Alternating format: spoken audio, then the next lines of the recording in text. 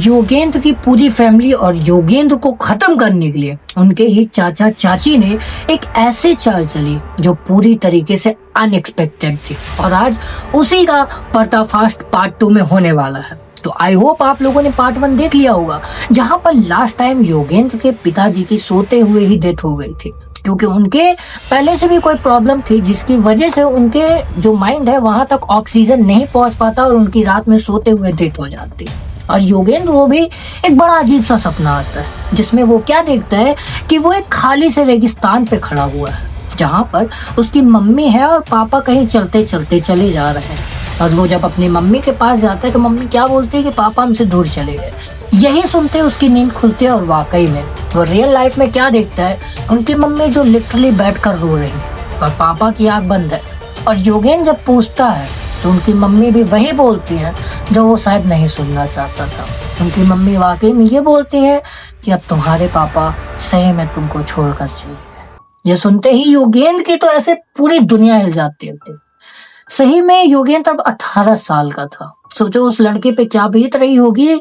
अब उनके चाचा चाची जो अभी तक बहुत अच्छे से बिहेव कर रहे थे, योगेंद्र के लिए नए नए कपड़े ला रहे थे, उनको योगेंद्र को खाना खिला रहे थे, सब कुछ अच्छा चल रहा था। अब वो चाचा चाची लिटरली ऐसे बिहेव कर रहे हैं जैसे इनको जानते हैं। जब इनके पापा की डेथ हुई तो लिटरली ऐसा वो लोग दिखा दिए कि हम तुमसे नहीं जानते, ना हम तुमसे कोई मतलब रखते हैं, ना कुछ नहीं। अचानक से ये पलटते हैं। अब योगेंद्र और योगेंद्र की मम्मी पूरी तरीके से अकेले पड़ जाती है। अब उनको समझ नहीं आ रहा था क्या हो क्या ना हो। किसी तरीके से उनका अंतिम संस्कार होता है। उसके बाद धीरे धीरे एक टाइम ऐसा आता है कि अब योगेंद्र और योगेंद्र की मम्मी को पूछने वाला इस दुनिया में कोई भी नहीं था। यहाँ पर योगेंद्र की मम्मी ने जितने भी शेविंग करके रखे थे सारे पैसे बस धीरे धीरे खत्म हो गए थे। ये कंडीशन आ गई थी कि लिटरली योगेंद्र के पिताजी ने जो लास्ट टाइम पे न्यू कार ली थी योगेंद्र के पैदा होने के बाद ही, अब वो उनको बेचना पड़ जाता है। और वो इनके पिताजी की लास्ट निशानी थी। लेकिन क्या कर सकते हो भाई, इनके पास कोई ऑप्शन नहीं था। योगेंद्र को भी उतना बड़ा नहीं हुआ था, 18 साल कोई बड़ी एज नहीं होती भाई कि वो जाकर कहीं कमाए खाए, इतना नहीं था उसके साथ। और वैसे भी उसकी तबीयत पहले से ही खराब चल रही थी, उसको अलग अलग ही सपने दिखाई देते थे। ये सब होने के बाद से ये दोनों बिल्कुल टूट से जाते हैं। चाचा चाची इस तरीके से पलटते हैं कि अब भाई किसी पे ये लोग भरोसा कर ही नहीं सकते, इतना बुरा इनका भरोसा टूटा था। अब धीरे धीरे थोड़ा और टाइम बीतता है, तब योगेंद्र के साथ थोड़ा सा और घटित शुरू होता है। यहाँ पर ये सिचुएशन अभी भी ठीक नहीं हुई थी, अब ये सिचुएशन और ज्यादा गड़बड़ होती है धीरे धीरे।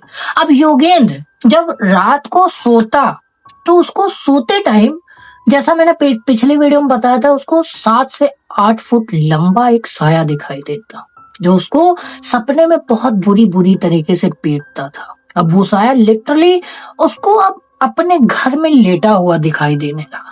कभी अपने घर में लेटा हुआ दिखाई देता तो कभी अपने जो टेबल है जहां पर ये लोग खाना वगैरह खाते हैं वहां बैठा हुआ दिखाई देता, तो कभी घर के बाहर दिखाई देता। योगेंद्र इससे बहुत ज्यादा परेशान हो चुका था। योगेंद्र को खुद नहीं समझ आ रहा था कि ये है कौन और मेरे पीछे क्यों पड़ा हुआ है। योगेंद्र को कुछ नहीं पता, लेकिन योगेंद्र यह बात अपनी मम्मी से नहीं बताना चाहता था। वो नहीं चाहता था कि उनकी मम्मी परेशान हो, इसीलिए वो हमेशा से ये चीज को इग्नोर करता है। पहले उसने बताया था लेकिन तब उतना कोई ध्यान नहीं दिया था, लेकिन उसके बाद योगेंद्र ने अपना मुंह खोला भी नहीं कि अपने घर में किसी से भी नहीं बताया कि इसके साथ अभी भी कुछ ऐसा हो रहा था। थोड़ा और टाइम बीता होगा। अब एक रात की बात है, योगेंद्र को वो परछाई हर जगह दिखाई देती थी। ठीक है, एक शाम की बात है जब योगेंद्र घर पर अकेला था। इनकी मम्मी रात में कहीं तो सामान लेने शाम के टाइम पर गई थी, सब्जी वगैरह लेने, तो योगेंद्र अपने घर पर अकेला था। उसी समय इसके घर की लाइट चली जाती है।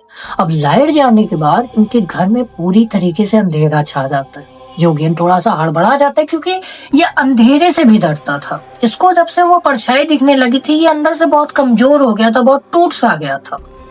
तो जब भी अंधेरे में अचानक आता तो थोड़ा हड़बड़ा जाता, ऐसे बैठा वो लाइट चली गई, बहुत अजीब सा इसको फील होता था। ये अलग इधर उधर देखने लगता था। तो जैसे ही लाइट गई है ये मम्मी का फोन ढूंढने लगा कि मम्मी का फोन है कहाँ। तभी इसकी नजर पड़ती है कि मम्मी का फोन टेबल पर रखा हुआ है। और टेबल की तरफ इनके घर की एक बाहर की तरफ खिड़की खुलती थी, जहां पर एक थोड़ा सा साइड से हट के एक आम का भी पेड़ था। वो फोन लेने के लिए उधर की तरफ गया है, और जैसे ही उसकी नजर थोड़ी सी बाहर की तरफ गई है तो क्या देखता है कि वही 7 से 8 फीट लंबा वो साया जो ब्लैक कलर का है, वो पहले तो उसको उस पेड़ पे दिखाई दिया, लेकिन जैसे ही ये उसको और अच्छे से देखने के लिए थोड़ा और आगे बढ़ा ही है, वो साया लिटरली ऑन द स्पॉट वहां से इतनी बुरी छलांग लगाई कि उसकी खिड़की के सामने आकर अचानक से खड़ा हो गया। और ये देखकर योगेंद्र इतना ज्यादा घबरा गया कि वो झट से पीछे गया, और पीछे गया तो उसका पैर थोड़ा सा डगमगाया और वहीं पे गिर गया। अब उस दिन के बाद से ये जो परछाई थी जो योगेंद्र को दिखाई देती थी, ये अब उस पेड़ के पास और उस खिड़की के पास इसको हर टाइम दिखाई देता था। लिटरली कभी पेड़ के ऊपर दिखाई देता, तो कभी पेड़ के नीचे, तो कभी खिड़की के पास दिखाई देता, तो कभी कभी ये परछाई अब उसको लिटरली सपने में भी दिखाई देने लगी थी। और ये परछाई उसे सिर्फ एक ही बात बोलती थी, उसे सिर्फ एक ही चीज के लिए उकसाती थी कि बेटा, अब तुम्हारे पास दुनिया में कुछ है बचा नहीं, अब तुम इस दुनिया से चले ही जाओ तो बहुत अच्छा है।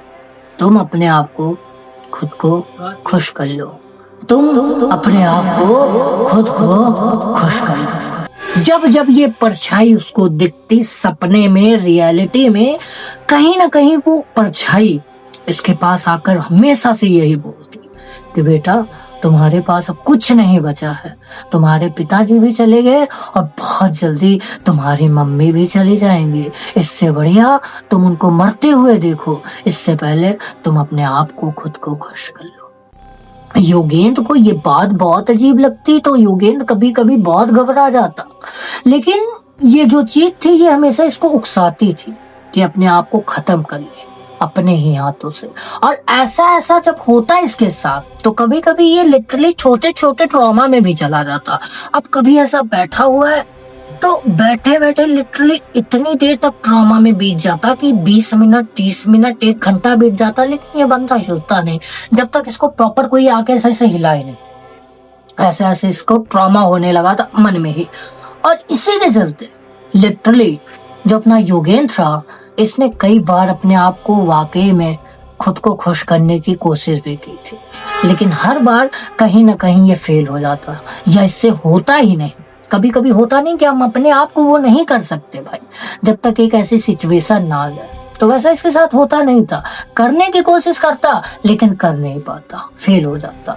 अब ये हद से ज्यादा हो गया, तब योगेंद्र ने डिसाइड किया कि अब ये मेरे से नहीं झेला जा रहा है। वो सोचता है कि अब ये बात मम्मी को बता देता हूँ, कब तक छुपाऊंगा, मुझे कुछ भी नहीं समझ आ रहा कि मेरे साथ हो तो हो क्या रहा है।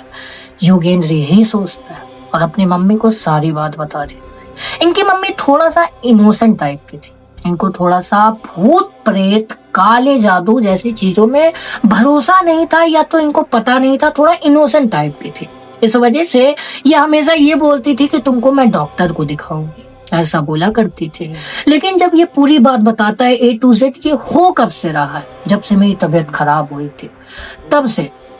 मम्मी सुनती है, मम्मी बोलती है कि रुको, मैं कुछ ना कुछ तुम्हारे लिए करती हूँ। मम्मी को कोई भी आइडिया नहीं था कि ये अब इनकी मम्मी करने क्या वाली है। तभी इनकी मम्मी की बहन का फोन आता है, मतलब योगेंद्र की मौसी का फोन। जब उनका फोन आता है, ये दोनों की बातचीत होती है, तो जो योगेंद्र की मम्मी थी वो मौसी से सब कुछ बता देती है कि योगेंद्र के साथ ऐसा ऐसा हो रहा है, और ये चीज तब से हो रही है जब योगेंद्र के पापा जिंदा थे, तब से ये सब उसके साथ हो रहा है, और ये आज मुझे बताया ये सब। अब मुझे नहीं समझ आ रहा मुझे इसको लेकर कहाँ जाना चाहिए। तब जो योगेंद्र की मौसी थी वो बताती हैं कि आप एक काम करो, इसे कोई बाबा के पास ले जाओ, या पंडित के पास ले जाओ, या कोई मंदिर लेकर जाओ। ये डॉक्टरी मामला नहीं है, इसे कोई तो हवा लगी है या कुछ तो अजीब है। ये डॉक्टर या दवा से नहीं ठीक होगा। जिस तरीके से इसकी कंडीशन चल रही हो, जैसा इसने बताया, तो इसको डॉक्टर के पास ले जाना ठीक नहीं है। ऐसी ही इनकी बात होती है। तभी इधर बीच लिटरली जो इनके चाचा चाची थे, इनकी तो जैसे फाइनेंशियल कंडीशन भी ठीक हो गई। इन्होंने अब एक नहीं दो दो कार ले ली थी। जब से इनके पिताजी की डेथ हुई थी तब से इनकी फैमिली बहुत ज्यादा तरक्की करने लगी थी, ग्रोथ करने लगी थी। इन्होंने बहुत सारे फ्लैट की जमीन वो भी ले लिए थे, बहुत सारी जगह पर जमीन वगैरह भी ले लिए थे। और ये बात कहीं ना कहीं योगेंद्र की मम्मी देखती आ रही थी। ये लोग इनकी मदद बिल्कुल नहीं करना चाहते थे। जो इनके चाचा चाची है ये तो इनकी तरफ पलट कर ही नहीं देखते थे। लेकिन इनकी मम्मी को शक था कि जब से योगेंद्र के पापा गए तब से इनकी जिस तरीके से ग्रोथ हुई है वो कुछ नॉर्मल नहीं लगता। तभी योगेंद्र की दादी का कॉल आता है जो गांव में रह रहे थे। उनकी दादी का कॉल आता है तो योगेंद्र की मम्मी अपने दादी जी से सब बताती हैं कि ऐसा ऐसा सीन है। अब दादी कुछ समझ नहीं आ रहा कि क्या करें। ये वैसे योगेंद्र की दादी थी, उनकी मम्मी लगती थी। सारी बात बताती हैं तो दादी क्या बोलती हैं कि तुम योगेंद्र को लेकर हमारे गांव आ जाओ, वहां पर कुछ दिन रहना। और सबसे अच्छी बात बताऊं तो हमारे गांव में 5 साल में एक बार एक अघोरी बाबा आते हैं जो बहुत ज्यादा विद्वान है और बहुत जादू टोना वगैरह के बारे में अच्छा जानते हैं। वो योगेंद्र को शायद ठीक कर सकते हैं। योगेंद्र की मम्मी सुनती हैं, बोलती हैं ये तो बहुत अच्छी बात है, मुझे योगेंद्र को वहां पर लेकर आना चाहिए और बाबा से मिलवाना चाहिए, शायद कुछ ना कुछ हो जाए। अब योगेंद्र की मम्मी तुरंत तैयारी करती है और योगेंद्र को लेकर तुरंत पहुंचती है गाँव।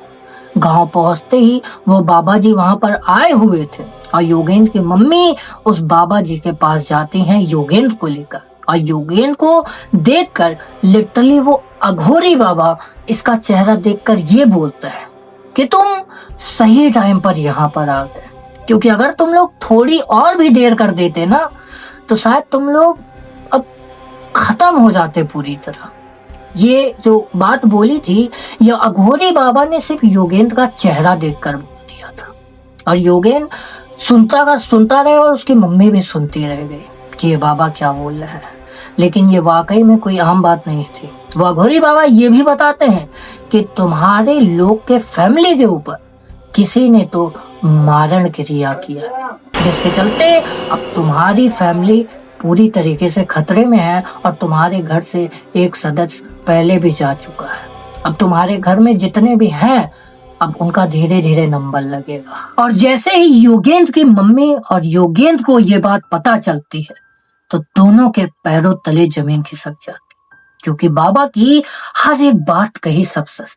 योगेंद्र के पापा जी की जब से डेथ हुई थी उनके चाचा चाची बहुत तेजी से ग्रो कर रहे थे और कहीं ना कहीं योगेंद्र की मम्मी को शक था उन्हें, और ये शायद अब सच सच होने वाला था। तभी जो योगेंद्र की मम्मी थी ये बाबा जी से बोलती हैं कि बाबा जी आप बताइए ये किसने किया है और हम इससे कैसे बाहर आ सकते हैं और हम क्या करें इसके लिए कि जो उन्होंने हमारे ऊपर किया है ये उनके ऊपर वापस से जाकर ले। तो बाबा जी बोलते हैं कि हाँ मैं जरूर बताऊंगा कि ये किसने किया है और क्यों किया है और किस लिए किया है और योगेंद्र को आगे अभी क्या क्या करना है। और ये चीज आपको पार्ट 3 में पता चलने वाली है कि अब जो योगेंद्र अपने चाचा चाची के लिए करने वाला है ये बहुत ज्यादा खतरनाक और बहुत ज्यादा नेक्स्ट लेवल होने वाला है। तो make sure like and subscribe. I hope आप लोग को ये वीडियो बहुत अच्छी लगी होगी, तो make sure like and subscribe. और हाँ, मेरे डिस्क्रिप्शन बॉक्स में इंस्टाग्राम की लिंक मिल जाएगी, वहां पर जाकर आपके साथ भी आपके फैमिली वालों के साथ कोई भी सीरियल दुर्घटना इंसिडेंट स्टोरी वगैरह कुछ भी है तो जरूर से लिख कर भेजो, हो सकता है अगला वीडियो आपके ऊपर बन रहा हो। तब तक के लिए मैं मिलता हूँ किसी और नए वीडियो और नए टॉपिक के साथ। जय हिंद, जय भारत।